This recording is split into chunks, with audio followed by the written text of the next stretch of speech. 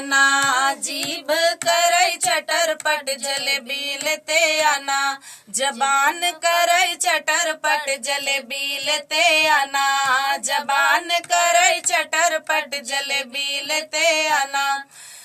कंघी बेच के ओ लेते आना, कंघी बेच के ओ लेते आना, जुल्फी कर दो नीलाम जलेबी लेते आना, जुल्फी कर दो नीलाम जलेबी लेते आना, जीभ करई चटरपट जलेबी लेते आना, जबान करई चटरपट जलेबी लेते आना।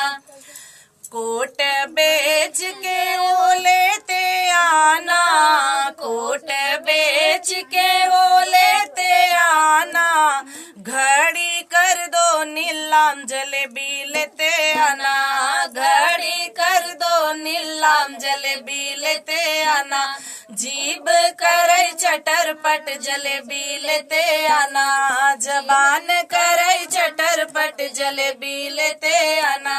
जींस बेच के ओ लेते आना, जींस बेच के ओ लेते आना, चड्डी कर दो नीलाम जलेबी लेते आना, चड्डी कर दो नीलाम जलेबी लेते आना, जीभ करई चटरपट जलेबी लेते आना, जीभ करई चटरपट जलेबी लेते आना।